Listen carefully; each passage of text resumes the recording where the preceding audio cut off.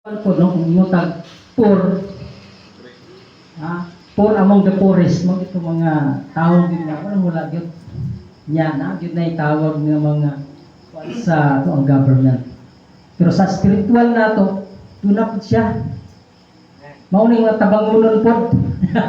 Inahanglan mga tabangunon ba? Okay.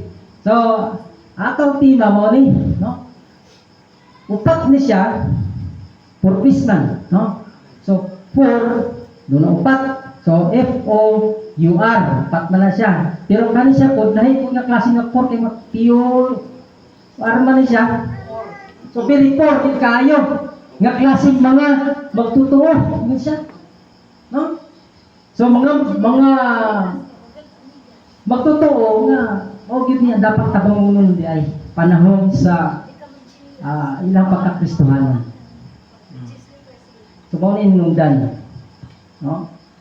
So, in Matthew chapter 21 verse 13, it says, mao nagingon niya, it is written, he said to them, my house will be called the house of prayer.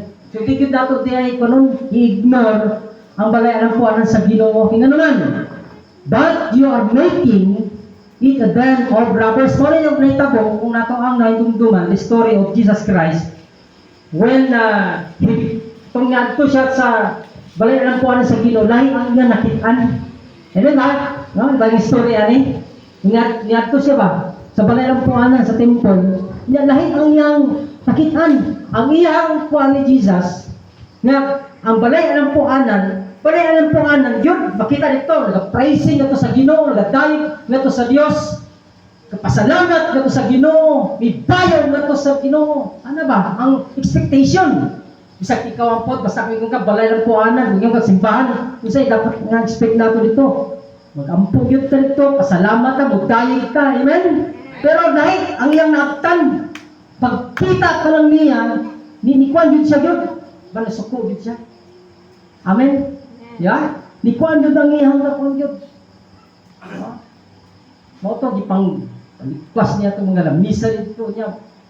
Kita yun niya, nahimo, dili naman muna ito ang iyang nakitaan. Kung dili nakitaan niya, ang mga tao, nabaligya dito pinga sa mga unsa, gibuhat, gihimo ng mga ano ba? Ang iyang nakitaan. Pero giingon diha, it is written. Ano siya? Isulat yun. Nga ang balay ito siya, tawagon doon niya nga balay, alam po anan.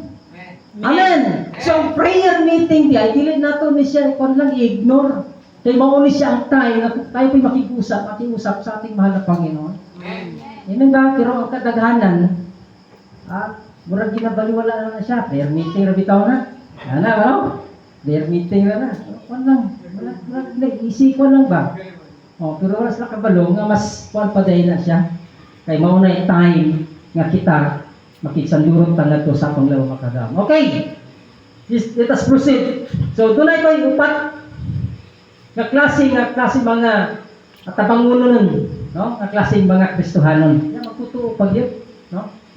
Okay, number 1, mao ni. Okay. Number 1 nga letter P. Kung kulang ano to, very ko naman siya, common naman siya nga mga madunggan ba, no? Common na ni siya. First, siya pungkulan. Ano, pungko man lang. What is the reason? Okay, kanang reason. Walay participation, yan. Amin ba? Hindi ko nito, pungko lang. Lingkod, sige ka lingkod, ha? Pero pungko lang po ka, ha? Pero wala din kay trabaho para sa, sa itong tawag nga, pagpangalagad na ito sa Ginoo. Okay? So, walay participation. Okay, first, wala siya letter P. Next, letter P. Ayaw. Paminaw lang. Okay, paminaw.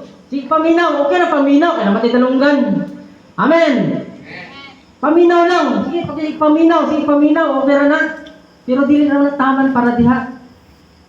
Tingnan naman, sa rason. Walay application. Walay kuyaw diha. Kung sige lang paminaw, sige, paminaw lang. Okay na. Pero kung dili walay application sa personal nga pagkinabuhi, wa gyud kabaguhan nga may tabo. Bisan pa man unsa ka klase nga mga pulong imong madunggan kung wala kay application personal sa imong kinabuhi that is useless. Amen. Yeah? Wala kabaguhan. Di ba? Wala kabaguhan. So kinahanglan di ay ang pagpaminaw ato sa pulong sa Ginoo natural. No? Dunay application. Dunay application. Pasabot mahimo na gyud nato kung sa mga butang nga dapat na para sa kabakuan sa atong kinabuhi. Okay, so paminaw lang, walay participation. Walay tawag application.